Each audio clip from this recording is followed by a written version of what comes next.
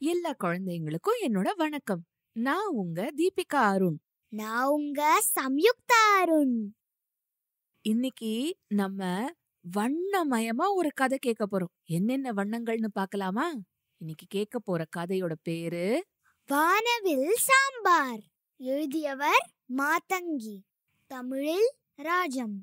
படைப்பு பிரதம் புக்ஸ். இன்னைக்கு மதிய சாப்பாட்டுக்கு என்ன சமைக்கலாம் என்று கேட்டார் பாட்டி இன்னைக்கு வானவில் சாம்பார் செய்யலாம் பாட்டி என்றாள் பவ்யா. வானவில் சாம்பாரா? அதை எப்படி செய்யணும் என்று வியந்தார் பாட்டி.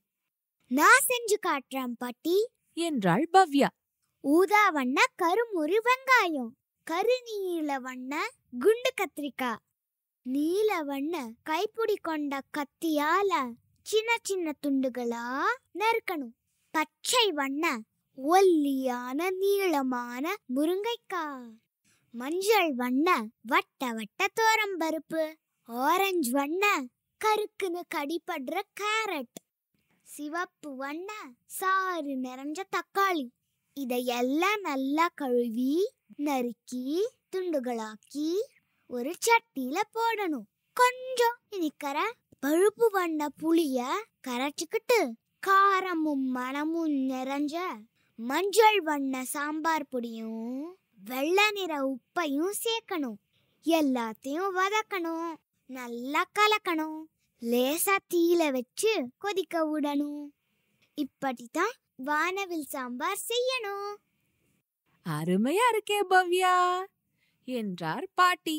இருவரும் சேர்ந்து சாம்பார் சாதமும் அப்பளமும் காயும் சேர்த்து சாப்பிட்டார்கள். என்ன குழந்தைங்களா, வானவில்ல என்னென்ன நிறம் இருக்கு அப்படின்னு இந்த கதை மூலமா கத்துக்கிட்டீங்க. அந்த நிறங்களோட தமிழ் பெயர்களை கத்துக்கிட்டீங்க. என்னென்னதுன்னு சொல்லுங்க பாக்கலாம்.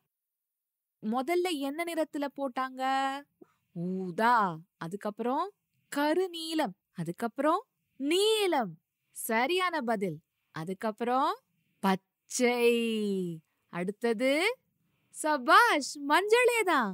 அதுக்கடுத்தது ஆரஞ்சு, அதுக்கப்புறம் கடைசி நிறம் என்ன?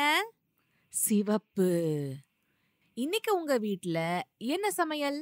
அதுல என்னென்ன நிறங்கள்ல என்னென்ன காய்கள், என்னென்ன பழங்கள், என்னென்ன இலைகள்லாம் உபயோகிச்சாங்கன்னு கண்டுபிடிச்சு எனக்கு சொல்றீங்களா? பச்சை நிறத்துல இருக்கிற காய்கறிகள் நம்ம உடம்புக்கு ரொம்ப ரொம்ப நல்லது குழந்தைங்களா. கீரை, பீன்ஸ், கொத்தவரங்காய், அவரைக்காய்.